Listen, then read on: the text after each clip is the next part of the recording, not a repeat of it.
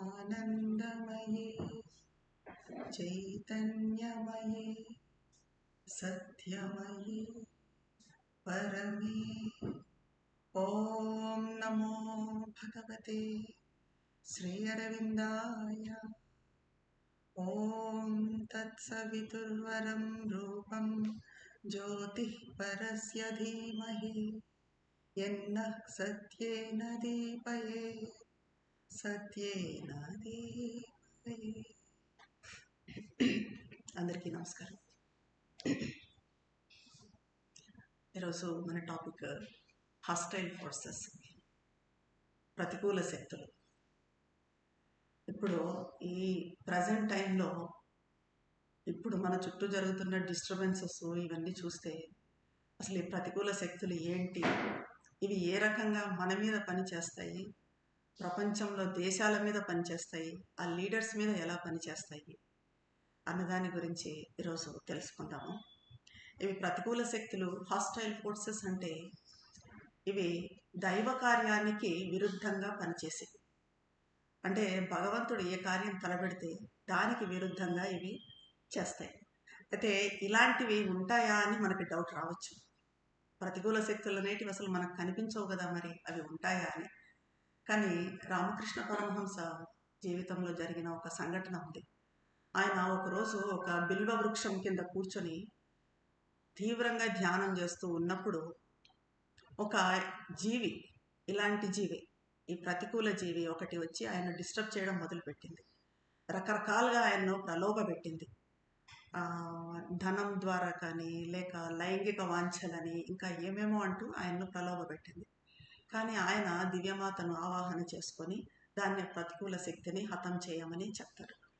So అయితే మరి science technology ఇంతగా డెవలప్ అయ్యి ఉంటే మనల్ని ప్రలోభ పెట్టడానికి మరి ఎక్కడి నుంచో ఒకటి కనిపించని జీవి వస్తుందా అని మోడర్న్ మైండ్స్కి అంతా డౌట్ వస్తుంది. డెఫినెట్గా ప్రతి సాధకునికి మనం సాధన చేస్తున్నప్పుడు మనం ఎప్పుడు చెప్పుకుంటూ ఉంటాం, కొన్ని బలహీనతలు అనేవి ఉంటాయి. మనం సాధన చేస్తున్న కొద్దీ ఆ బలహీనతలు, మనలో ఉన్న ఆ బలహీనతలు, నెగిటివిటీస్ అన్నీ బయటకి వస్తాయి. అవి ప్యూరిఫై కావడానికే వస్తాయి అని చాలాసార్లు చెప్పుకున్నాం మనం. అయితే ఇది వాస్తవమే. మరి అలా కాకుండా బయట నుంచి కనిపించకుండా అదృశ్యంగా ఏదో జీవి వచ్చి మనల్ని డిస్టర్బ్ చేయడము, మనలోకి దూరటము, ఇదంతా కూడా మరి నిజమా? దీంట్లో సత్యం ఏమైనా ఉందా అని జనరల్గా మామూలుగా అయితే మోడర్న్ మైండ్స్ అయితే వాళ్ళు ఆశ్చర్యపోతారు. కానీ ఇది రామకృష్ణ పరమహంస జీవితంలో జరిగిన ఒక్క సంఘటనే కాదు. చాలామంది యోగుల లైఫ్ హిస్టరీస్, జీవిత చరిత్రలు చదివితే మనం వాళ్ళ జీవితాల్లో ఇలాంటివి ఎదుర్కొన్నట్టు తెలుస్తుంది. ఉదాహరణకి బుద్ధుడిని మారా అనే శక్తి ఆయన్ను పట్టుకొని వేధించేది అని చెప్తారు. అలాగే జీసస్ క్రైస్ట్ విషయంలో కూడా సైతాను అలాగే వేధించేది. ఇంకా ఇవన్నీ కూడా మనకు ఎలా అంటే ఏ రకంగా ప్రతికూల శక్తులు పనిచేస్తాయి, మరి యోగుల విషయంలోనే పనిచేస్తాయా లేదా మనలాంటి సామాన్యుల్లో కూడా జోక్యం చేసుకుంటాయా అంటే భగవంతుడి కార్యం అనేది అంతటా జరుగుతుంది. ఎక్కడ జరుగుతున్నా కూడా ఇవి విరోధించాలనుకుంటాయి, ఇవి అడ్డుపడాలా, ఆటంకం కలిగించాలనుకుంటాయి. మనకు భగవద్గీతలో శ్రీకృష్ణ పరమాత్మ దైవాసుర సంపద్ విభాగ యోగంలో ఈ లోకము దైవ సృష్టి, అసుర సృష్టి అని 2 రకాలుగా విభజించబడి ఉంది. ఈ లోకాలు దైవలోకము, దేవలోకము అండ్ అసురలోకము, ఇవి 2 మానవలోకం వెనక ఉన్నవి. దేవలోకం అంటే దేవతలు ఉంటారు, ఈ అసురలోకం అంటే అసురులు ఉంటారు. అక్కడ దేవలోకంలో మరియు అసురలోకంలో వాళ్ళ మూల రూపాలు ఉంటాయి. అంటే అసురుల మూలం అక్కడ ఉంటుంది, దేవతల మూలం దేవలోకంలో ఉంటుంది. వాళ్లలో మార్పు అనేది ఉండదు, ఎందుకంటే వాళ్ళ మూలం అది కాబట్టి వాళ్ళలో మార్పు ఉండదు. అందుకే మనకు దేవతలకి అసురులకు ఆ డిఫరెన్స్ అన్నది అక్కడ ఆ లోకాల్లో స్పష్టంగా కనిపిస్తుంది. మనకు మామూలుగా ఇక్కడ సినిమాల్లో అది చూసినా కూడా చాలా క్లియర్గా చూపిస్తారు. దేవతలంటే నగలేసుకొని అంత మంచి మంచి పట్టు వస్త్రాలు ధరించి అలా ఉంటారు. అసురులు అంటే కొమ్ములు, కూరలు ఇవన్నీ పెట్టుకొని నల్లగా ఉంటారు. సో ఆ రకమైన డిఫరెన్సెస్ కూడా అక్కడ తెలుస్తాయి. కానీ మనకి మానవ లోకంలో ఆ రకమైన డిఫరెన్సెస్ ఉండవు. ఎందుకంటే ఇక్కడ ఆధ్యాత్మిక పరిణామం అనేది ఉంది. అది కేవలం మనుషులకే పరిమితం. ఈ పరిణామము, ఎవల్యూషన్ అన్నది మనుషులకే పరిమితం, దేవతల్లో ఉండదు. అది అసురుల్లో ఉండదు. కాబట్టి ఏది జరిగినా కూడా ఇక్కడే ఉంటాయి. ఆ దైవాసుర విభేదం అన్నది కూడా ఇక్కడ మనకు కనిపించదు. అయితే మనుషుల వెనుక ఉన్న మరి ఈ లోకాలు మనుషులపై ప్రభావం చూపుతాయా అంటే తప్పకుండా చూపుతాయి. ముఖ్యంగా యుద్ధ సమయాల్లో ఇది వ్యక్తమవుతుంది. మనకు రెండవ ప్రపంచ యుద్ధంలో హిట్లరు అతని పక్షాన ఉన్న వాళ్ళంతా కూడా అసుర శక్తులు. ఇది మనకు కనిపించదు, మనకు అర్థం కాదు. కానీ మదర్ శ్రీ అరవిందులు దీన్ని అతి స్పష్టంగా చూశారు. చూడటమే కాదు, అసుర పరాజయానికి అంటే హిట్లరు ఓడిపోవటానికి, జర్మనీ ఓడిపోవటానికి తమ దైవశక్తిని ప్రయోగించారు. ప్రస్తుతం ఉన్న పరిస్థితుల్లో బయట చూస్తే అంతా నెగిటివిటీస్ కనిపిస్తున్నాయి. అంతా అల్లకల్లోలంగా ఉంది. దేశాల మధ్యన యుద్ధాలు, మనుషుల మధ్యన అసూయ ద్వేషాలతో, పగతో, ప్రతీకారంతో జరుగుతున్న గలాటాలు. ప్రపంచం చాలా వరకు ప్రతికూల శక్తుల ప్రభావంలో ఉంది అని తెలుస్తూ ఉంది. మరి ఈ హాస్టైల్ ఫోర్సెస్ ప్రభావము ఎలాంటిది? వీటి నుంచి మనల్ని మనం కాపాడుకోవడం ముఖ్యంగా. యుద్ధాల సంగతి, దేశాల సంగతి వదిలిపెట్టండి. మనల్ని మనం వ్యక్తిగతంగా కాపాడుకోవటం ఎలా? తద్వారా భగవంతుని కార్యాన్ని ముందుకు తీసుకుపోవడం ఎలా? ఎందుకంటే మనమంతా ఈరోజు ఇక్కడ ఉన్నాము, ఈ సాధనలు చేస్తున్నాము అంటే భగవంతుని కార్యాన్ని ముందుకు తీసుకొని పోవటానికి. దీనికి అడ్డుగా వచ్చే ప్రతికూల శక్తులను ఎదుర్కోవటం ఒకటైతే, దైవ కార్యాన్ని ముందుకు తీసుకొని పోవడం అన్నది ఇంకోటి. ఎందుకంటే ఈ ప్రతికూల శక్తుల్ని మనం ఎదుర్కోవాలి. వాటి దాడిని తిరిగి తిప్పి కొట్టగలగాలి. లేకపోతే ఇది దైవ కార్యం అన్నది ముందుకు పోదు. ఇవి దైవ కార్యాన్ని వ్యతిరేకిస్తాయి. వాటికి ఎలాగంటే విషయాలు ఉన్నవి ఉన్నట్టుగానే ఉండాలి. మార్పు ఉండకూడదు, ప్రోగ్రెస్ ఉండకూడదు. ఇప్పుడు దైవ కార్యం అంటే ఏంటి? ప్రోగ్రెస్ ఉండాలి, పురోగతి ఉండాలి. మనము దైవ సంకల్పానికి సరిపోయేట్టుగా పని చేయాలి అనుకుంటాం. దానికి మనం ప్రోగ్రెస్ కోసం ప్రయత్నిస్తూ ఉంటాం. ఇది వాటికి ఇష్టం ఉండదు. ఎందుకంటే ఇది జరిగినప్పుడు వాటి అధికారం అన్నది కోల్పోతాయి. కాబట్టి వాటికి ఇది ఇష్టం ఉండదు.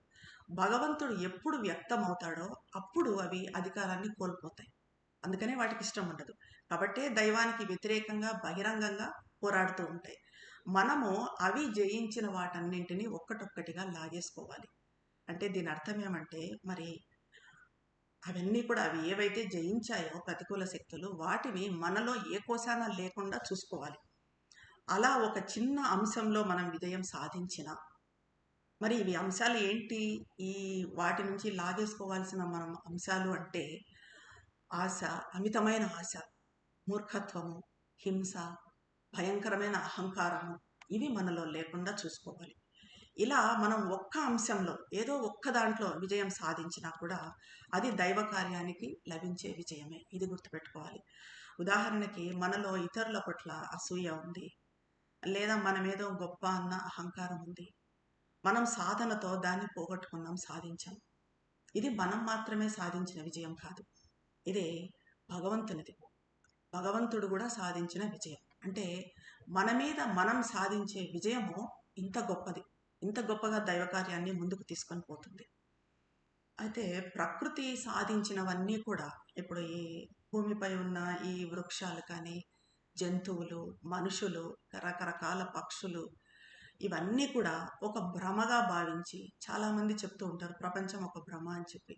అలా భ్రమగా భావించి మనం వదిలేస్తే అప్పుడు దీన్నంతా ప్రతికూల శక్తులు తమ సొంత ప్రయోజనం కోసము ఉపయోగించుకుంటాయి. దానికి బదులుగా మనం ఏం చేయాలంటే వీటన్నింటినీ ప్రస్తుతము అపూర్ణంగా, అసంపూర్ణంగా, వికారంగా ఉన్నప్పటికీ మూలంలో అవి దైవానికి చెందినవి అని. దైవానికి చెందినవే కాదు, ప్రతి ఒక్కటి స్వయంగా దైవమే. ఈ సృష్టిలో ప్రతి ఒక్కటి స్వయంగా దైవమే అని మనం భావిస్తే అప్పుడు మనం చైతన్యంతో ఉద్దేశపూర్వకంగా వాటి రూపాంతరీకరణ కోసం పని చేయగలుగుతాం. ప్రస్తుతం వాటిని పరిపాలిస్తున్న విరోధ ప్రభావం నుంచి, ప్రతికూల శక్తుల నుంచి వాటిని విడిపించవచ్చు. ఇదంతా భ్రమ అనుకుంటే అవి స్వాధీనం చేసుకుంటాయి. ఈ ప్రపంచంలో మనకు కనిపించే వస్తువులు ఎన్ని ఉన్నాయో, అంటే మనం చూడని సముద్ర జీవులు చాలా ఉన్నాయి, ఎగిరే పక్షులు ఉన్నాయి, పాకేవి ఉన్నాయి. భౌతిక రూపంలో ఎన్ని వస్తువులు ఉన్నాయో అన్ని ప్రతికూల శక్తులు ఉన్నాయి ఇక్కడ భూమి మీద. అవి భౌతికంగా కనిపించవు కాబట్టి మనం వాటిని చూడలేము, కాబట్టి వాటి గురించి మనకు తెలియదు. వీటిలో కొన్ని సూక్ష్మజీవులు కూడా ఉన్నాయి. ఇవి సూక్ష్మజీవులు అనేవి కొన్ని మంచివి ఉంటాయి, కొన్ని చెడ్డవి ఉంటాయి. మంచివి ఎలాంటివంటే మదర్ ఒక ఎగ్జాంపుల్ చెప్తారు. ఒకసారి మదరు పాలు కాస్తుంటే ఆ పాలు పొంగిపోతున్నాయి. మదర్ చూసుకోలేదు. అయితే మదర్ ఫ్రాక్ పట్టుకొని ఎవరో లాగుతున్నట్టుగా అనిపించింది. అప్పుడు టక్కున మదరు పాల వంక చూసి ఆ స్టవ్ ఆఫ్ చేశారు. సో అంటే ఈ రకంగా మనుషులకు చిన్నగా హెల్ప్ చేసేవి కూడా ఉంటాయి. మంచివి ఇవి. ఇంకా కొన్ని వాటి వినోదం కోసం సరదాగా కూడా చేస్తుంటాయి. అది ఎలాగుంటుందంటే ఇప్పుడు మనము చూడండి ఒక్కసారి గ్లాసెస్ మన సెల్ గాని ఒక టేబుల్ మీద పెడతాము. దానికోసం వెతుకుతూ ఉంటాము. ఆ టేబుల్ మీద చూస్తాము. అవి కనిపించవు. కనిపించకపోతే ఇల్లంతా వెతుకుతాం. ఇల్లంతా వెతికి మళ్ళీ ఆ టేబుల్ దగ్గరికే వస్తాం. అప్పుడు కనిపిస్తాయి. అప్పుడు అక్కడ ఉంటాయి. ముందు మనకు కనిపించిండవు. మనమంతా వెతికిన తర్వాత మళ్ళీ ఇక్కడికి వస్తే ఇక్కడ కనిపిస్తాయి. ఇది ఏంటంటే ఈ సూక్ష్మజీవులు సరదా కోసము దాని మీద మన కళ్ళకు ఒక మాయ అనేది అట్లా కప్పేస్తాయి. అదేమంటే వాటి వినోదం కోసం అవి ఆడుకోవటానికి. ఇవి పెద్ద ప్రమాదం చేసేవి కాదు. మనకు ఆశ్రమంలో జరిగిన ఒక సంఘటన గురించి మదరు చెప్తారు. మదరు శ్రీ అరవిందులో ఉన్నప్పుడు ఆశ్రమం మీదకి కొన్ని అల్పజీవులు రాళ్ళు విసిరేవి. అయితే మదరు వాటిని 3 అల్పజీవులుగా గుర్తించారు. గుర్తించి వాటికి రాళ్ళు కాదు పూలను విసరమని చెప్పి ఆదేశించారు.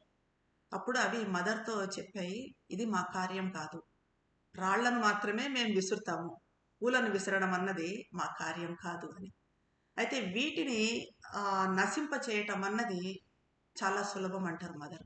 ఎలా అంటే స్వచ్ఛమైన సర్వోత్కృష్ట కాంతికి చెందిన ఒక్క చుక్కను నువ్వు వీటి మీదకు పంపించగలిగితే, ఆధ్యాత్మిక శక్తి, ఆధ్యాత్మిక కాంతి, దాన్ని పంపించగలిగితే అక్కడ ఏమీ లేనట్టుగా అవి అదృశ్యమైపోతాయి అంటారు మదర్. సో ప్రతికూల శక్తులు మనుషులను పరీక్షించటంలో ఒక రకమైన క్రూర ఆనందాన్ని పొందుతాయి. ఉదాహరణకి మనము ఒకదాన్ని నమ్మాము, విశ్వసించాము, నాకు ఖచ్చితంగా దీనిపై విశ్వాసం ఉంది అని అన్నాం అనుకోండి, ఆ వెంటనే మన విశ్వాసాన్ని పూర్తిగా కదిలించేదేదో అక్కడ జరుగుతుంది. ఇది వాటి పని, చిన్న చిన్నగా చేసేట.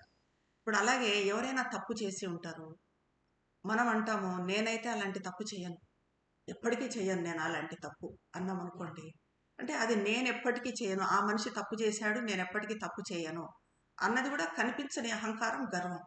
సో ఆ గర్వం అనే సందు ద్వారా ఈ ప్రతికూల శక్తులు లోపలికి ప్రవేశిస్తాయి. లోపలికి ప్రవేశించి మనం ఏదైతే తప్పు చేయము అని అన్నామో ఆ తప్పు మనతో చేయించేట్టుగా చూస్తాయి. సో కాబట్టి మనం ఇలాంటప్పుడు మనం ఎలా చేయాలి అంటే, ఇంకోసారి నేను ఇలా గొప్పలు చెప్పుకోను, ఇది మనకు అర్థమవుతుంది. అర్థమైనప్పుడు ఓకే నేను ఇంకోసారి ఇలా గొప్పలు చెప్పుకోను ఇలా అనుకున్నామంటే అది మన ప్రోగ్రెస్కు తోడ్పడుతుంది. ఈ రకంగా మనము మాటలు ఎవరితో అన్నా అనాల్సిన పని కూడా లేదు, నేను ఈ తప్పు చెయ్యను అని. మన లోపల ఒక ఆలోచన వచ్చినా కూడా ఇవి చేస్తాయి. ఉదాహరణకి ఒక అలవాటును లేదా ఒక బలహీనతను సరిదిద్దుకోవడానికి చాలా కష్టపడి పని చేశాము, సాధన చేశాము, మనలోని కోపమో కోరికో ఏదో పోగొట్టుకోవాలి అనుకున్నాము, అతి కష్టంగా సాధించాము. అప్పుడు అబ్బా నేను విజయం సాధించాను అని అనుకుంటే చాలు, మరుసటి నిమిషమే అది మళ్ళీ మొదలవుతుంది.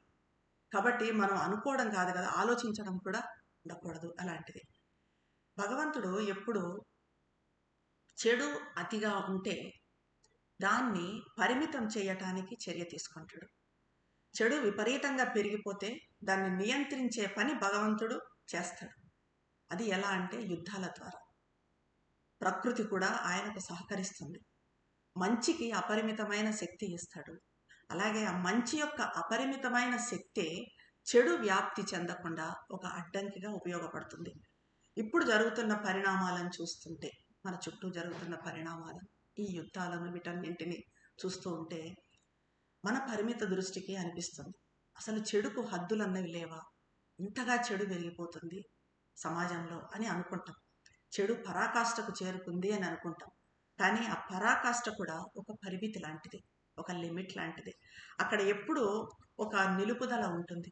ఎందుకంటే దైవం ఉద్భవించి నువ్వు ఇకపై ముందుకు వెళ్ళలేవు అని ఆ చెడుతో చెప్పే ఒక బిందువు ఉంటుంది. అది ప్రకృతి వైపరీత్యాల వినాశనం ద్వారా కావచ్చు, లేదా మనుషుల రాక్షసత్వం కావచ్చు.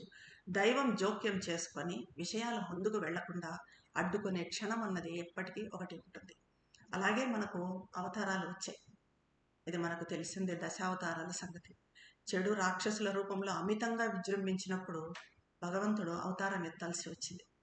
కృతయుగంలో హిరణ్యాక్షుడు అనే రాక్షసుడు బ్రహ్మదేవుని దగ్గర వరం పొంది గర్వంతో అన్ని లోకాలను వేధిస్తూ ఉంటాడు. భూమిని సముద్రం కింద దాచిపెడతాడు. అప్పుడు విష్ణుమూర్తి వరాహ అవతారంలో వచ్చి హిరణ్యాక్షునితో భీకరంగా పోరాడి భూదేవిని కాపాడతాడు. అలాగే నరసింహావతారం, హిరణ్యకశ్యపుడు విపరీతమైన అహంకారంతో తానే భగవంతుణ్ణి అని చెప్పుకుంటూ అన్ని అరాచకాలు చేస్తూ విష్ణు భక్తులను విపరీతంగా హింసిస్తూ ఉంటాడు. అప్పుడు విష్ణు భగవానుడు నరసింహావతారంలో ఒక స్తంభం నుంచి బయటకు వచ్చి అతన్ని వధిస్తాడు. అలాగే త్రేతాయుగంలో చూస్తే రావణాసురుణ్ణి, కుంభకర్ణుణ్ణి హతం చేయడానికి శ్రీరామావతారం ఉద్భవించింది. ద్వాపర యుగంలో భగవంతుడు శ్రీకృష్ణ పరమాత్మ రూపంలో దిగి రావాల్సి వచ్చింది. ఎందుకంటే దుర్యోధనుడు లాంటి క్షత్రియ రాజుల చెడు విపరీతమైపోయింది. కాబట్టే భగవంతుడు దాన్ని అడ్డుకోవాలనుకున్నాడు. శ్రీకృష్ణ పరమాత్మగా అవతరించాడు. పాండవులకు తన సపోర్ట్ ఇస్తూ మార్గనిర్దేశకం చేశాడు. అర్జునునికి అమితమైన శక్తినిచ్చి కురుక్షేత్ర యుద్ధంలో చెడు అంతమయ్యేట్టుగా చూశాడు. ఆ అవతారంలో, శ్రీకృష్ణ అవతారంలో శ్రీకృష్ణ పరమాత్మ ఎందరో అసురుల్ని మట్టుపెట్టాడు.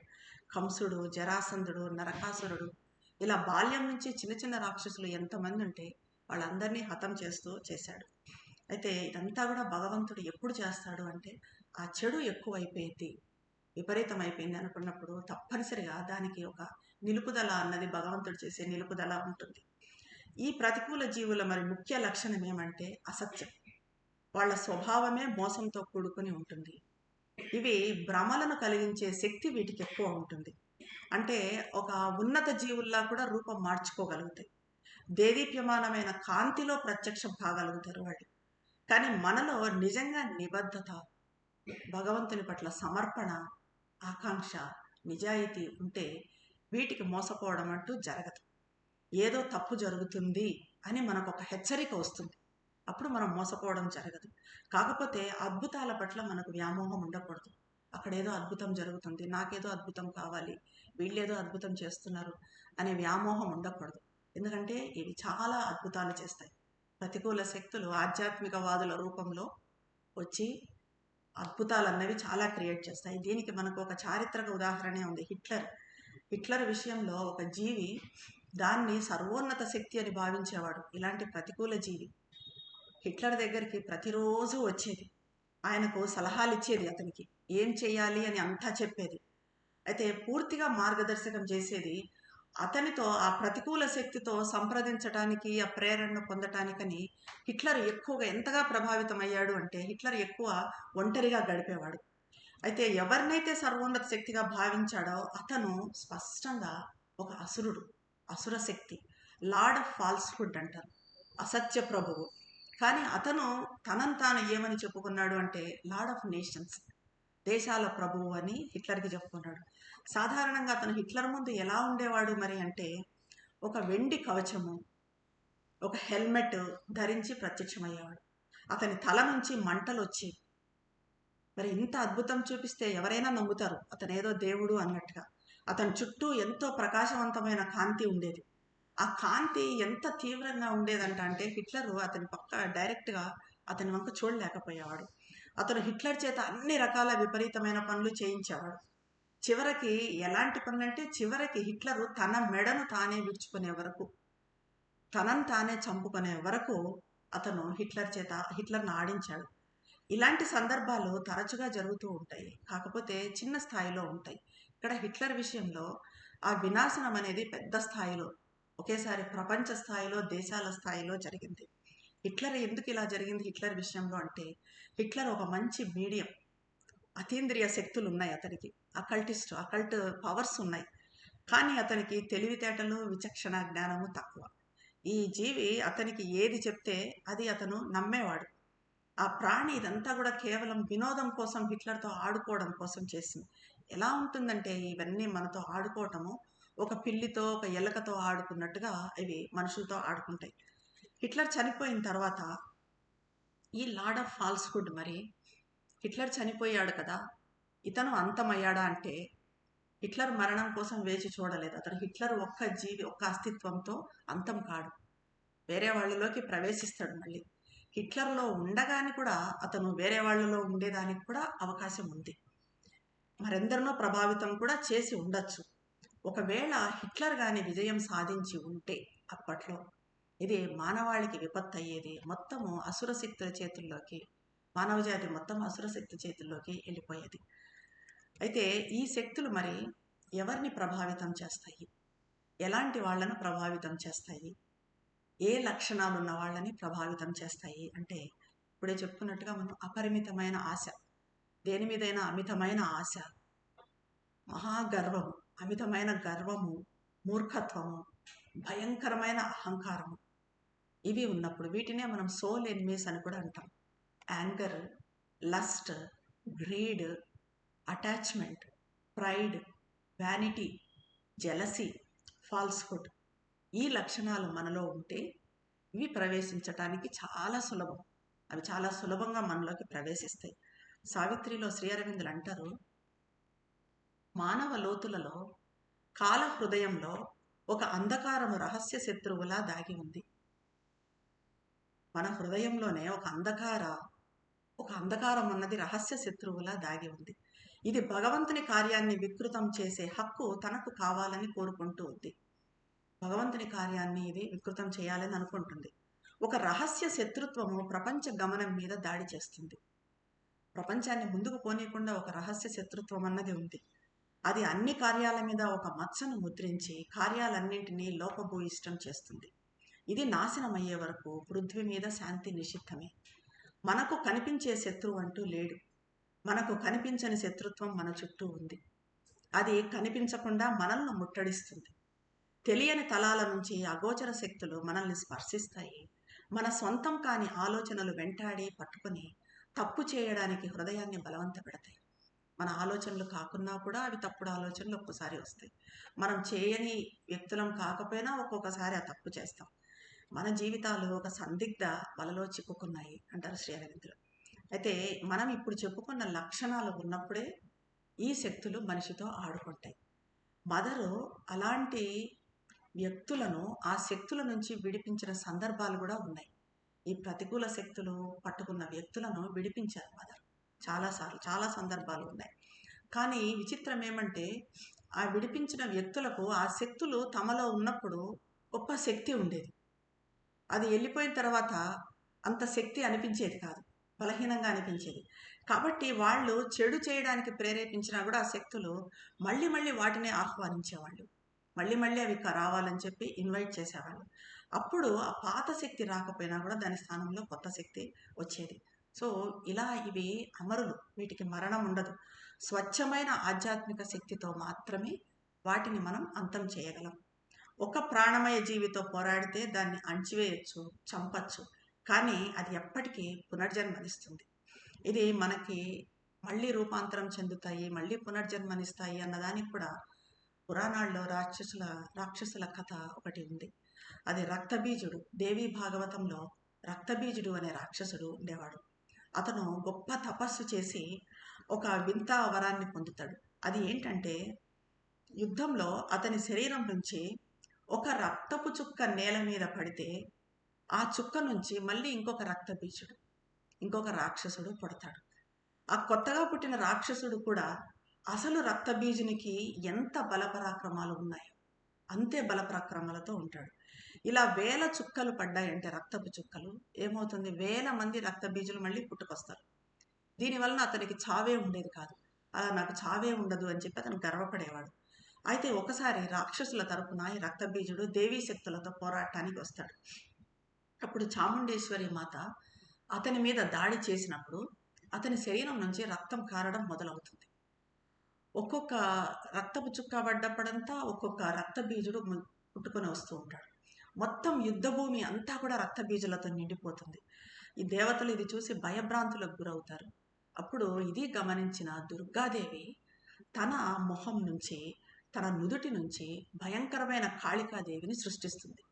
ఈ కాళికాదేవి తన నోటిని పెద్దగా తెరిచి యుద్ధం చేస్తూ గాయపడినప్పుడు రక్తబీజుని శరీరం నుంచి కారే ప్రతి రక్తపు చుక్కను నేలపై పడకుండా ఆమె నోట్లోకి మింగుతూ, ఆ మింగినప్పుడు ఆ చుక్క మళ్ళీ రక్తబీజుడు అవుతుంది కదా, అలాగే అతన్ని కూడా అలా మింగేస్తూ నోట్లో పడిన రక్తంతో పుట్టిన రాక్షసులను కూడా భక్షిస్తుంది. చివరకు రక్తబీజుని శరీరంలో రక్తం మొత్తం అయిపోయి కొత్త రాక్షసులు పుట్టడానికి అవకాశం లేకుండా పోతుంది. అప్పుడు దేవి అతన్ని హరిస్తుంది. ఇదే అసురుల శక్తి. ప్రపంచంలో వాళ్ళను ఖచ్చితంగా అంటే మళ్ళీ తిరిగే అవకాశం లేకుండా మరి నాశనం చేయగల శక్తి ఉందా అంటే ఆ శక్తి ఒక సుప్రామెంటల్ ప్రపంచానికి, సుప్రామెంటల్ వరల్డ్కి దానికి అతీతమైన శక్తి మాత్రమే వీటిని అసలు నామరూపాలు లేకుండా నాశనం చేయగలుగుతుంది. విశ్వ పరిణామానికి అవసరమైనంత కాలము అవి ఉనికిలో ఉంటాయి. తమ ప్రయోజనాన్ని కోల్పోయిన రోజున అవి అదృశ్యమవుతాయి. ఇవి మనిషిని పట్టుకున్నాయంటే మరి ఏం జరుగుతుంది అంటే మనిషి వ్యక్తిత్వాన్ని, ఆత్మను బయటకు పంపించేస్తాయి. ఇవి మానవ రూపంలో ఉండొచ్చు. అంటే మనకు కనిపించే కొంతమంది మనుషుల్లో అవి ప్రత్యేకంగా కనిపించనివి కదా శక్తులు మనుషులలో ఉండొచ్చు. మనుషుల ద్వారానే అవి మన మీద పనిచేస్తాయి. కానీ వాటికి మానవ స్వభావం ఉండదు. వీటి అలవాటు ఏంటంటే మనుషుల జీవశక్తిని పీల్చుకోవటం.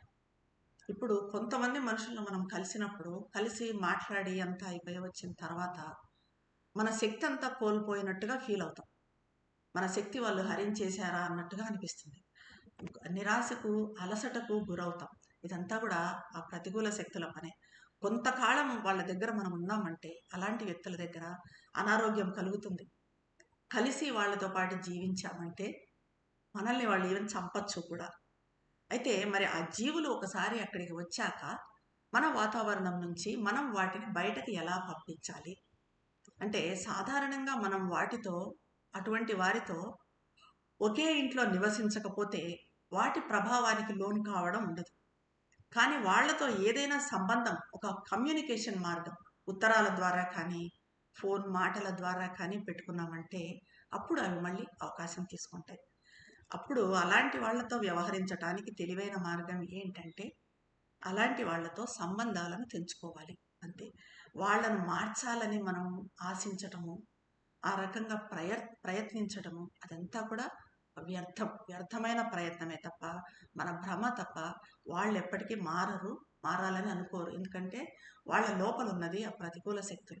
వాళ్లతో ఆ పనులు చేయించేది, వాళ్ళని ఆ రకంగా బిహేవ్ చేసేదంతా ఆ ప్రతికూల శక్తులు. కాబట్టి వాళ్లకు మనం సంబంధం తెంచుకోవాలి, వాళ్లకు దూరంగా ఉండాలి. ప్రస్తుతము ఆధ్యాత్మిక మార్గంలో ప్రజలను నిర్దేశించే కొంతమంది, అందరూ కాదు, గురువులు అనండి, బాబాజీలు, స్వామీజీలు, అందరూ కాదు, కొద్దిమంది, వాళ్ళలో కూడా వీళ్ళు ఉంటారు. వీళ్ళు ఆధ్యాత్మికతను ఉద్దేశపూర్వకంగా భ్రష్టు పట్టించటానికి, ఆధ్యాత్మిక ముసుగులో వాళ్ళ సామ్రాజ్యాన్ని నిర్మించడానికి ప్రయత్నిస్తూ ఉంటారు. ఆధ్యాత్మిక జీవితం పట్ల బలవంతం చేసే ఆకర్షణ కూడా వాళ్ళలో ఉంటుంది.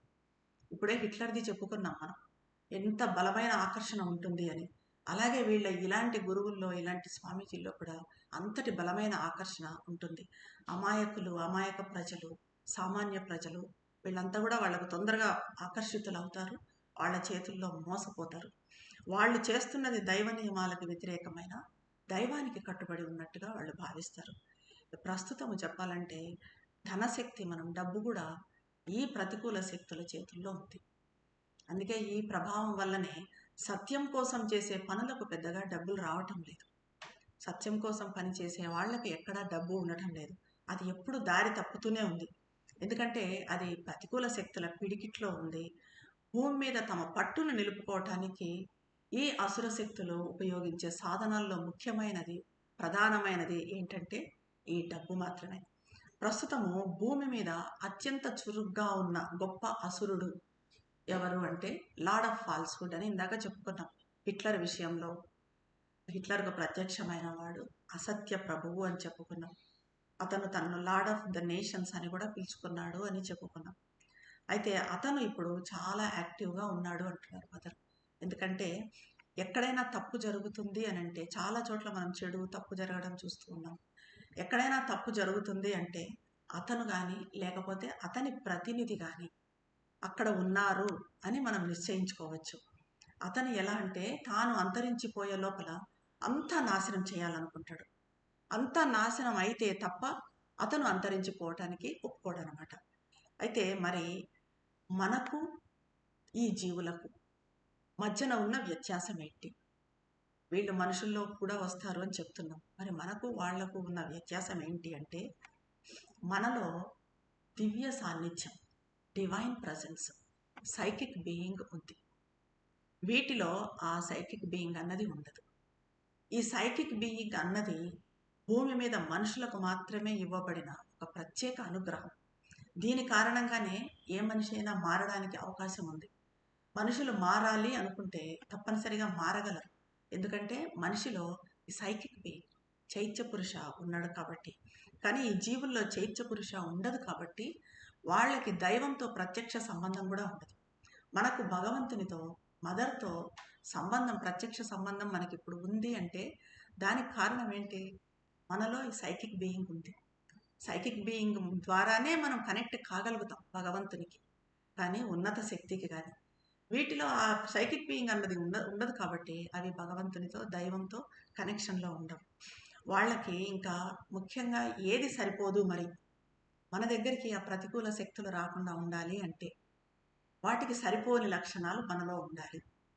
అవి సరిపోని లక్షణాలు మనలో ఉండాల్సినవి ఏవి అంటే పవిత్రత. ఈ పవిత్రత అంటే వాటికి అసహ్యం. వాళ్ళని అంతం చేసే ఏ విషయమైనా కూడా అవి అసహించుకుంటాయి. సద్భావన, చిత్తశుద్ధి, నిజాయితీ, సిన్సియారిటీ, ఇది చాలాసార్లు చెప్పుకున్నాం మనం ఎంత ముఖ్యమో అని. స్వచ్ఛత, ఆ తర్వాత అందం, సామరస్యత, హార్మోని, ఈక్వానిమిటీ, సమత్వం, నిశ్చలత, ఈ లక్షణాలన్నీ మనం ఉన్నప్పుడు అవి మనల్ని ద్వేషిస్తాయి, మన జోలికి కూడా రావు. వీళ్ళని మట్టు పెట్టాలంటే మరి మనలో ఈ లక్షణాలను పెంపొందించుకోవాలి. ద్వేషంతో ఉండే ఈ జీవులు భూమి మీద పూర్తిగా అదృశ్యమైనప్పుడు అప్పుడే ద్వేషం కూడా అదృశ్యమవుతుంది. ఈ ద్వేషిస్తున్నారు, మనుషులు ద్వేషంతో ఉన్నారు అని అనుకుంటాం. అది వాళ్ళ పొరపాటు కాదు. వాళ్లను మనం అసహించుకోవాల్సిన అవసరము లేదు. తిరిగి మనం ద్వేషించను కూడా కూడదు. ఎందుకంటే వాళ్లలో పనిచేస్తున్నది ఈ ప్రతికూల శక్తులు. ఈ ప్రతికూల శక్తుల ప్రభావంలో వాళ్ళు ఉన్నారు కాబట్టి వాళ్ళు అలా బిహేవ్ చేస్తున్నారు అన్నది మనం ఎప్పుడూ గుర్తించుకోవాలి. అయితే మనలో సైకిక్ బీయింగ్ ఉంది అని చెప్పుకున్నాం. ఈ సైకిక్ బీయింగ్ అన్నది మనలో ఉండటం వల్ల చీకటి స్థానంలో వెలుగును, వికారం స్థానంలో సౌందర్యాన్ని, చెడుకు బదులుగా మంచితనాన్ని తీసుకొచ్చే శక్తి మనకు మాత్రమే ఉంది. అది కేవలం మనిషికి మాత్రమే ఉంది. Because of this psychic being. అది అసుర శక్తికి అది లేదు. అందువలన మార్పు తీసుకొచ్చేది మనిషే. భూమిని రూపాంతరం చేయగలిగేది కూడా మనిషి.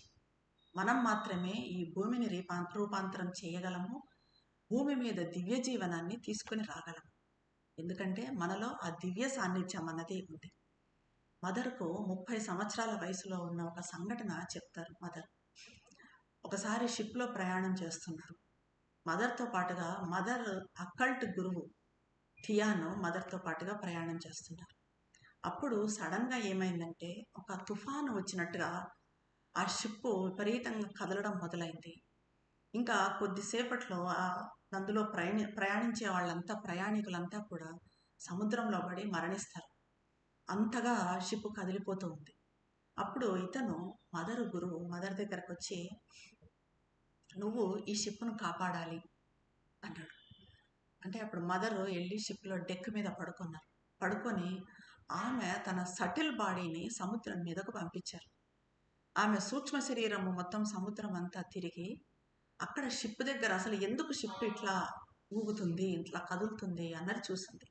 అక్కడ ఏం జరుగుతుంది అంటే వేలాది కొద్దీ ఈ సూక్ష్మజీవులు ఆ షిప్పును పట్టుకొని ఒకటే ఊపుతున్నాయి, వాటిని కదిలిస్తున్నాయి. అవి అసంఖ్యాకంగా ఉన్నాయి, 1, 2, 3 కాదు, వేలాది కొద్దీ ఉన్నాయి. అవన్నీ కలిపి దాన్ని ఊపుతున్నాయి. దాన్ని ఇంకా కింద పడేసి మునిగిపోయే ప్రమాదం ఉంది. సో మదరు ఈ జీవులన్నింటినీ వేడుకున్నారు, మీరు ఇలా చేయొద్దు. ఇలా చేయడం వల్ల అమాయక ప్రజలు చనిపోతారు. ఇంతమంది షిప్లో ఉన్నారు, షిప్పు ఒకవేళ మునిగిపోతే వీళ్ళందరూ కూడా మరణిస్తారు. మీకు ఇది వినోదం కాదు, చెయ్యొద్దు అని కొంచెం మదర్ వేడుకున్నారు. ఆ వేడుకున్నప్పుడు అవి ఆ సూక్ష్మజీవులు వినటం జరిగింది. దానికి మదర్ ఆధ్యాత్మిక శక్తి పనిచేసింది అక్కడ. అంత సులభం కాదు అది. ఇప్పుడు మళ్ళీ తిరిగి మదర్ వచ్చి తన శరీరంలోకి వచ్చారు. మదర్ సూక్ష్మ శరీరం వచ్చి మదర్ భౌతిక శరీరంలో కలిసింది. ఈ రకంగా షిప్లో ఉన్న వాళ్ళంతా కూడా కాపాడబడ్డారు. సో ఇదంతా ఎప్పుడు జరుగుతుంది అంటే ఆ దివ్య చైతన్యం అన్నది పని చేసినప్పుడు ఏ శక్తులు కూడా ఎంతటి రాక్షస శక్తులు అసుర శక్తులు అయినా కూడా ఏమీ చేయలేవు. మరి రూపాంతరం అన్నది ఎప్పుడు జరుగుతుంది? దైవంలోకి ఉపసంహరించుకుంటే తప్ప రూపాంతరం జరగదా అని అడిగారు ప్రశ్న మదర్ని. అంటే దైవంలోకి ఉపసంహరించుకోవటము అని అంటే అది ప్రళయం, అది రూపాంతరం కాదు. అంటే అది భూమి లయం కావటం. ఇప్పుడు విశ్వంలో ఇంతవరకు 6 సృష్టులు జరిగాయని చెప్తారు మదర్. 6 క్రియేషన్స్ జరిగాయి, 6 ప్రళయాలు జరిగాయి. ఈ 6 క్రియేషన్స్లో అంతా పర్ఫెక్ట్గా లేదు కాబట్టి 6 ప్రళయాలు జరగాల్సిన అవసరం వచ్చింది. ఇవన్నీ కూడా దైవంలోకి సృష్టి జరగటము, మళ్ళీ దైవంలోకి ఉపసంహరించుకోవటమే ప్రళయం అంటాం జరిగింది. ఇప్పుడుది మనది ప్రస్తుత సృష్టి 7వది, 7th క్రియేషన్. ఇది 7వది కాబట్టి ఇది అసలైనది. ఇది ఇంకా వెనక్కి తిరిగి పోవటం, ఉపసంహరించుకోవటం, ప్రళయం సంభవించటం అన్నది ఉండదు. ఎందుకంటే ఇది రూపాంతరం చెందుతూ పర్ఫెక్షన్ వైపుగా సాగుతూ ఉంది, పరిపూర్ణత వైపుగా ఇది సాగుతూ ఉంది. కాబట్టి ఇందులో ప్రళయం అన్నది ఉండదు. మరి ఈ శక్తులు ఎలా ఇందులో పనిచేస్తాయి అంటే వాటికి మానవ పరిమితులు అన్నవి లేవు కాబట్టి చాలా కాలం పాటు భూమిపై తమ ప్రభావాన్ని కొనసాగిస్తాయి. మానవ చైతన్యాన్ని ప్రభావితం చేయటానికి అనువైన చోటును కనుక్కున్నంత వరకు, ఎక్కడైతే మానవ చైతన్యం ఇలా లో నేచర్ ఉందో, లో కాన్షియస్నెస్ ఉందో అంతవరకు ఇవి భూమి మీద ఉంటాయి. ఇవి మనుషుల్లో పనిచేస్తూనే ఉంటాయి. ఇప్పుడు కేవలం మనం చూస్తున్నాం వ్యక్తుల ద్వారా మాత్రమే కాదు, దేశాల ద్వారా కూడా ఇవి పనిచేస్తున్నాయి. ఈ యుద్ధాలు గుండా, అలాగే ఆ యుద్ధాలను నడిపించే లీడర్స్ గుండా ఈ ప్రతికూల శక్తులు పనిచేస్తూ ఉన్నాయి. అయితే మనకి పర్సనల్గా ఒక వ్యక్తి ప్రతికూల శక్తికి లోనైనప్పుడు మరి అతని సైకిక్ బీయింగ్ ఉంటే ఈ ప్రతికూల శక్తులు ప్రభావితం చెయ్యవు అని చెప్పుకున్నాం. మరి ప్రతికూల శక్తి అతన్ని ప్రభావితం చేస్తే అతని సైకిక్ బీయింగ్కి అప్పటికే సైకిక్ బీయింగ్ అతనిలో ఉంటుంది. సైకిక్ బీయింగ్కి ఏమవుతుంది అని అంటే స్టార్టింగ్లో ప్రారంభంలో ఒక ప్రభావం ఉంటుంది. దీన్ని అతను పార్షియల్గా లోనవుతాడు, పాక్షికంగా లోనవుతాడు. ఇది అతని మొత్తం అస్తిత్వంపై కాకుండా కొన్ని భాగాలపై కొంత సమయం మాత్రమే ఉంటుంది. ఇది ఫస్ట్ స్టేజ్. ఇంకా ఆ తర్వాత నెమ్మదిగా అది పెరిగి అది శాశ్వతంగా మారుతుంది. దీని తర్వాత ఆ శక్తి పూర్తిగా అతనిలోకి ప్రవేశించడానికి ప్రయత్నిస్తుంది. అప్పుడు దాంతో ఒక సంఘర్షణ, ఒక యుద్ధం మొదలవుతుంది ఆ వ్యక్తికి, ఆ తర్వాత ఆ ప్రతికూల శక్తికి. దీనివల్లనే ఇప్పుడు కొంతమందిలో మనం మూర్ఛలు చూస్తుంటాం, ఫిట్స్ అన్నవి వస్తూ ఉంటాయి. కొన్నిసార్లు నరాల బలహీనతతో కూడిన భయంకరమైన మూర్ఛలు కూడా వస్తూ ఉంటాయి. అవన్నీ కూడా ఈ ప్రతికూల శక్తుల ప్రభావమే. అయితే వీటిని అడ్డుకోవడానికని ప్రయత్నించినప్పుడు ఈ అస్తిత్వంలోని 2 భాగాలు ఘర్షణ పడతాయి, అతని వ్యక్తిత్వము అలాగే ఈ ప్రతికూల శక్తి. ఇది ఏమవుతుందంటే గొప్పగా శారీరక అసమతుల్యత, డిస్హార్మోనీ అన్నది బాడీలో ఏర్పడుతుంది. దీని మూలంగా ఆ బలహీనత, నరాల బలహీనత కానీ మూర్ఛలు కానీ జరుగుతాయి. సరే, ఒకవేళ ఆ వ్యక్తికి ఎలా అడ్డుకోవాలో తెలియకపోయినా, ఇప్పుడు మనకు దాన్ని ఎలా అడ్డుకోవాలో తెలిసిందనుకోండి, అంటే మదర్ గ్రేస్ని మనం ఇచ్చేసుకోవటము, మదర్ కాంతిని మనలోకి మనం ఆవాహన చేసుకోవటము, లేక మదర్ని ఆకాంక్షించటము, మదర్కి సమర్పించుకోవటము, ఇలాంటివన్నీ ఏమీ లేకుండా దాన్ని ఎలా అడ్డుకోవాలి అన్నది తెలియకపోతే, దాన్ని వదిలించుకోవటంలో విజయం సాధించకపోతే అది పట్టు బిగిస్తుంది, పూర్తిగా అతన్ని ఆవహించి పూర్తిగా అతను సమతుల్యతను కోల్పోయేట్టుగా చేస్తుంది. అప్పుడు మనిషి ఒక రకమైన రాక్షసుడిగా మారిపోతాడు. అప్పుడు ఆ స్టేజ్లో అతన్ని చైత్య పురుష కూడా వదిలిపెట్టి వెళ్ళిపోతుంది. సైకిక్ బీయింగ్ అన్నది పూర్తిగా అతన్ని వదిలిపెట్టి బయటకు వెళ్ళిపోతుంది. కాకపోతే మదర్ చెప్తారు, ఇలాంటి కేసులు చాలా అరుదు, చాలా తక్కువ. సాధారణంగా మనిషిలో చైత్య పురుష తగినంత బలంగా ఉండి ప్రతిఘటించగలుగుతుంది. ఈ ప్రతికూల శక్తులు వచ్చినా కూడా మనలో మన సైకిక్ బీయింగ్ తగినంత బలంగా ఉన్నప్పుడు దేన్నైనా కూడా ఎదుర్కోగలుగుతాం. అందుకే మనం ఎప్పుడు మన సైకిక్ బీయింగ్ను అవేకం చేసుకునే సాధనల మీద ఎక్కువ దృష్టి పెట్టాలి. అంటే ఈ జడత్వము, మూర్ఖత్వము ఇవన్నీ పోయేట్టుగా చూసుకోవాలి. ఒక టైప్ ఆఫ్ ఫ్లెక్సిబిలిటీ అది ఉండాలి మనలో. దేన్నైనా కూడా యాక్సెప్ట్ చేయగలిగే గుణము, ఒక నిరాడంబరత, ఇవన్నీ కూడా మనలో డెవలప్ చేసుకోవాలి. ఇంకా ఇంకొక రకమైన ఉన్నత ప్రాణజీవులు కూడా ఉంటాయి. అవి అసురుల ప్రతిరూపాలు. అవి ఎలా అంటే ఏదో ఒక కారణం చేత భగవంతునికి వ్యతిరేకంగా ఉండాలని అనుకో, భగవంతునితో సంబంధం పెట్టుకోవాలని అనుకుంటాయి అవి. కానీ అవి వాటికి భగవంతునితో సంబంధం పెట్టుకోవాలంటే సైకిక్ బీయింగ్ ఉంటే కానీ అది సాధ్యం కాదు. కాబట్టి సైకిక్ బీయింగ్ కావాలంటే అవి ఏం చేయాలి? మనుషుల్లోకి ప్రవేశించాలి. ఆ రకంగా అవి మానవ రూపాల్లోకి ప్రవేశిస్తాయి. ఇలాంటి సందర్భాల్లో అలాంటి వ్యక్తులు ఆ ఎక్స్ట్రాఆర్డినరీ సామర్థ్యాలను కలిగి ఉంటారు. ఎక్స్ట్రాఆర్డినరీ కెపాసిటీస్ ఉంటాయి వాళ్ళకి. సాధారణంగా వాళ్ళు ఇబ్బందులను కూడా అలాగే ఎక్స్ట్రాఆర్డినరీ ఇబ్బందులు, అసాధారణమైన ఇబ్బందులను ఎదుర్కొంటారు. అయితే మరి ఈ ప్రతికూల శక్తులను అదృశ్యంగా ఉంటూనే ఎంతో సజీవంగా స్పష్టంగా ప్రభావం చూపే ఈ ప్రతికూల శక్తులను ఎలా ఎదుర్కోవాలి అన్నది ప్రశ్న. ఇంతవరకు ప్రతికూల శక్తులు ఎలా ప్రభావితం చేస్తాయి అని చూసాం. మరి ఎలా వీటిని ఎదుర్కోవటము అంటే ఇది చాలా వరకు మన చైతన్య స్థాయి మీద ఆధారపడి ఉంటుంది. దీనికనే కాన్షియస్నెస్ అని ప్రతి సెషన్లో మనం చెప్పుకుంటూ ఉంటాం. మన చైతన్యము ఉన్నతం చేసుకోవాలి. మన చైతన్య స్థాయి మీదే ఇది ఆధారపడి ఉంటుంది. ప్రారంభంలో మనకు ఎలాంటి అకల్ట్ నాలెడ్జ్, శక్తి లేకపోతే, వీటి గురించి మనకు అర్థం కాకపోతే మనం చేయగలిగిన ఉత్తమమైన పని ఏమంటే వీలైనంత ప్రశాంతంగా, నిశ్శబ్దంగా ఉండటం.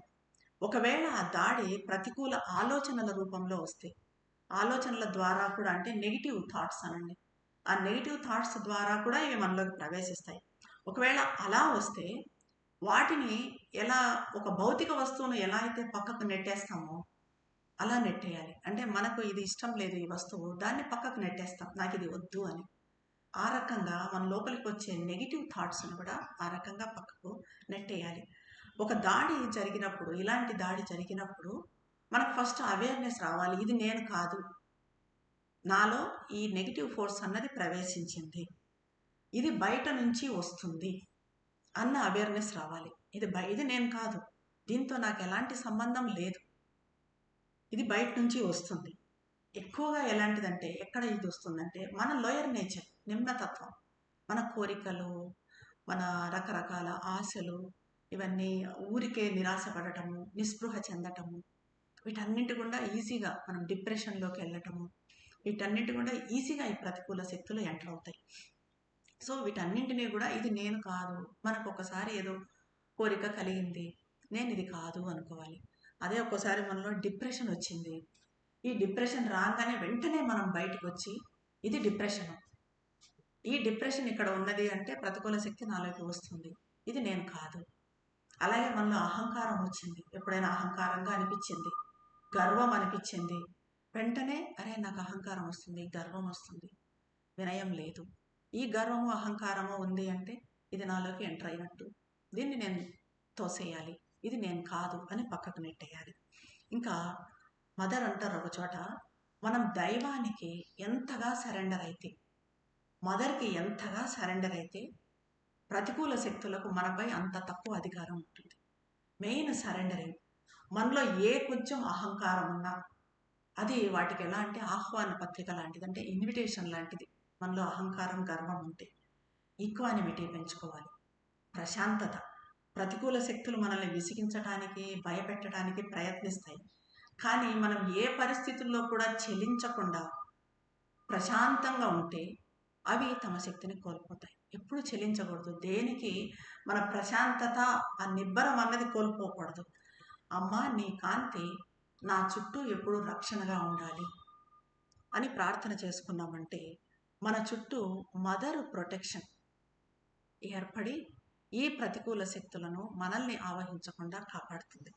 సావిత్రిలో ఒక అద్భుతమైన వాక్యం ఉంది, even the body shall remember God. శరీరం కూడా దైవాన్ని స్మరించాలి. ఎందుకంటే ప్రతికూల శక్తులు శరీరంలో జడత్వాన్ని నింపుతాయి. అంటే మనలో ఎప్పుడైనా జడత్వము, ఈ తమస్సు వచ్చిందంటే వెంటనే ఈ ప్రతికూల శక్తి పని అన్నది మనం గుర్తించాలి. అప్పుడు బాడీ కూడా దైవాన్ని రిమెంబర్ చేసుకోవాలి. బాడీ దైవాన్ని రిమెంబర్ చేసుకోవడం అంటే ఎలాగా అంటే work is body's prayer to the divine అన్నారు. Body's prayer to the divine is work, అంటే వర్కింగ్, పని చేయటం. శరీరంతో మనం పని చేయటం అన్నది భగవంతుడికి చేసే ప్రార్థన. మనం ఊరికే పని చేయటం కాదు, చేసిన పనిని సమర్పించుకోవటం. ఇలా మనము బాడీలో మన శరీరంతో కూడా ప్రార్థన చేయాలి. ఎంత నిశ్శబ్దంగా ఉంటే, ఎంత నిశ్చలంగా ఉంటే అంత శక్తివంతులమవుతాం. సమస్థితి అనేది, ఆ ఈక్వానిమిటీ అనేది అన్ని ఆధ్యాత్మిక శక్తులకు బలమైన పునాది. సమత్వాన్ని, మన నిబ్బరాన్ని ఏది కూడా దెబ్బతీయడానికి అనుమతించకూడదు. అప్పుడు మనలోని ప్రతి దాడిని కూడా ఎదిరించగలుగుతాం. మనకు తగినంత విచక్షణ ఉంటే చెడు ఆలోచనలు అన్నవి అవి మన దగ్గరకు వచ్చేటప్పుడే మనం వాటిని పట్టుకోగలిగితే వాటిని తోసిపుచ్చటం కూడా సులభమవుతుంది. కానీ కొన్నిసార్లు మనం గమనించకుండానే అవి లోపలికి ప్రవేశిస్తాయి. ఎప్పుడో మనము అన్కాన్షియస్గా ఉండొచ్చు, ఎప్పుడూ కాన్షియస్గా చైతన్యంతో ఉండలేము. అప్పుడు ఆ చెడు ఆలోచనలు మన లోపలికి ప్రవేశించవచ్చు. అప్పుడు వాటితో పోరాటం కష్టమవుతుంది. అప్పుడు ఏం చేయాలంటే ప్రశాంతంగా కూర్చొని శాంతిని, లోతైన అంతర్గత నిశ్శబ్దాన్ని ఆహ్వానించాలి. దీనికి మదర్ మనకు శాంతి మంత్రం కూడా చెప్పారు, సాధన చెప్పారు. మనం జస్ట్ కళ్ళు మూసుకొని, మనకి ఎప్పుడైనా ఇలా అశాంతిగా, మానసిక అలజడి, లేకపోతే నెగిటివ్ థాట్స్, చెడు ఆలోచనలు వచ్చినప్పుడు కళ్ళు మూసుకొని శాంతి శాంతి శాంతి శాంతి అనుకుంటూ ఉంటే మన చుట్టూ శాంతి ఏర్పడి ఆ శాంతి నెమ్మదిగా మన లోపలికి ప్రవేశిస్తుంది. ఆ రకంగా మనకు శాంతి వచ్చేదానికి, శాంతి నెలకొనేదానికి అవకాశం ఉంది. ఇక మనల్ని మనము దృఢం చేసుకోవాలి. విశ్వాసం, మదర్ మీద విశ్వాసము, మదర్ గ్రేస్ మీద, మదర్ కృప మీద. నాకు మదర్ గ్రేస్ అన్నది నాకు తోడుగా ఉంది, నాకు ప్రొటెక్షన్గా ఉంది. నన్ను ఏ శక్తి ఏమీ చెయ్యలేదు, ఏది కూడా నన్ను దాడి చేయలేదు అన్నది స్థిరంగా ఉంటే మనకు ఖచ్చితంగా దాంట్లో కూడా మళ్ళీ నిజాయితీ ఉండాలి. అప్పుడు ఖచ్చితంగా మనకు సహాయం అందుతుంది. ఈ ప్రతికూల శక్తుల నుంచి దాడులు ఉన్నవి తప్పనిసరి, ఇవి మనం తప్పించుకోలేము. అయితే వాటిని మన మార్గంలో ఎదురయ్యే పరీక్షలుగా కూడా భావించవచ్చు మనం. అవి మనకు టెస్ట్ లాగా. ఆ కష్టాల గుండా ధైర్యంగా ముందుకు సాగాలి. పోరాటం కఠినంగా ఉండొచ్చు, కానీ దాడి నుంచి బయటపడినప్పుడు మనం ఏదో ఒకటి సాధించి ఉంటాం. ఆ కష్టాన్ని మనం ఎదుర్కొని దాన్ని అధిగమించినప్పుడు అప్పుడు ఏదో ఒక విజయాన్ని మనం సాధించి ఉంటాం. ఈ ప్రతికూల శక్తుల ఉనికి కూడా ఒక అవసరమే. ఎందుకంటే అవి మన నిశ్చయాన్ని, మన దృఢ నిశ్చయాన్ని, మన పట్టుదలను ఇంకా ఇంకా బలం చేస్తాయి. అయితే ఈ ప్రతికూల శక్తులు మరి ఉనికిలో ఉన్నాయి అంటే కూడా దానికి కారణం ఏమంటే మనలో వాటికి సమాధానం ఇచ్చేది ఏదో ఒకటి ఉండటమే. మనం వాటికి రెస్పాండ్ అవుతున్నంత కాలము అవి ఉనికిలో ఉంటాయి, మనలో ఉంటాయి. మనం వాటికి రెస్పాండ్ కాకపోతే అవి మనల్ని వదిలిపెట్టి వెళ్ళిపోతాయి. ఇంకా చివరగా శత్రుశక్తులతో జరిగే పోరాటంలో, ఈ ప్రతికూల శక్తులతో జరిగే పోరాటంలో మనము ఓడిపోతున్నాము అంటే మనకు మదర్ సహాయంపై, మదర్ ప్రొటెక్షన్పై, దైవ సహాయంపై విశ్వాసం నిజంగా లేదు అన్నమాట. అంటే అప్పుడు నిజమైన విశ్వాసం ఉంటే మనం ఓడిపోవడం అంటూ జరగదు. మదర్ ప్రొటెక్షన్ మీద విశ్వాసం మనకుంటే ఓడిపోవడం ఉండదు. మన ఆకాంక్షలో చిత్తశుద్ధి, నిజాయితీ ఉంటే మనకి ఎప్పటికీ దైవ సహాయం, డివైన్ ప్రొటెక్షన్, మదర్ ప్రొటెక్షన్ మన వెంబడే ఉంటుంది. ఒక నిశ్శబ్ద పిలుపు, ఒక దృఢ నిశ్చయం. అదేంటంటే ఈ సాక్షాత్కార ప్రయాణంలో, ఇప్పుడు మనం చేస్తున్న ఈ ఆధ్యాత్మిక ప్రయాణంలో మనం ఒంటరిగా లేము అని, సహాయం అవసరమైనప్పుడల్లా మదర్ గ్రేస్ అన్నది మనకు అక్కడ ఉంటుంది అన్న విశ్వాసం మనల్ని సులభంగా, సురక్షితంగా ముందుకు నడిపిస్తుంది. కాబట్టి ఇది ప్రతికూల శక్తులు ఉన్నాయి అని చెప్పి మనము భయపడాల్సిన పని లేదు. వీటికి మనలో కొన్ని లక్షణాలను పెంపొందించుకుంటే, మదర్ గ్రేస్తో పాటుగా మనం పెంపొందించుకోవాల్సిన లక్షణాలు కూడా ఉన్నాయి. అవి ఏంటంటే చివరగా ఓర్పు, ఎండ్యూరెన్స్, పట్టుదల, పట్టు వదలకపోవటం. మనం లాస్ట్ సెషన్లో కూడా చెప్పుకున్నాం. ఎన్నిసార్లు ఒక పని ఎన్నిసార్లు విఫలమైనా కూడా, 1000 సార్లు విఫలమైనా అది చేయాల్సి వస్తే మళ్ళీ అదే పట్టుదలతో, మొదటిసారి ఎంత పట్టుదలతో, ఎంత ఉత్సాహంతో చేశామో అలా అదే ఉత్సాహంతో, అదే పట్టుదలతో, అదే శక్తితో చేయాలి. ఆ తర్వాత పరిశుద్ధత, స్వచ్ఛత, మనలో క్లీన్నెస్, విశ్వాసం, మదర్ గ్రేస్ మీద ఫెయిత్, దైవం ఎడల, మదర్ పట్ల భక్తి, అంకిత భావము, స్థిరత, సమత, ఈక్వానిమిటీ, ఆత్మవిశ్వాసం, దృఢ సంకల్పం, జాగరూకత, అవేర్నెస్. ఎప్పుడు అవేర్నెస్తో ఉండటం, ఎప్పుడు కాన్షియస్గా సాధ్యమైనంత వరకు ప్రయత్నం చేయాలి. అవేర్నెస్తో ఉండటం, విచక్షణాశక్తి, ఏది మంచి ఏది చెడు అనే విచక్షణాశక్తి ఎప్పటికీ పనిచేస్తూ ఉండాలి. ఆకాంక్ష, చిత్తశుద్ధి, నిజాయితీ, ఇంకా దివ్యజనని కృపను, దివ్యమాత కృపను, అనుగ్రహాన్ని, రక్షణను నిరంతరము ఆవాహన చేయటం ద్వారా మనము ఈ ప్రతికూల శక్తుల దాడిని చాలా సులభంగా ఎదుర్కోగలుగుతాం.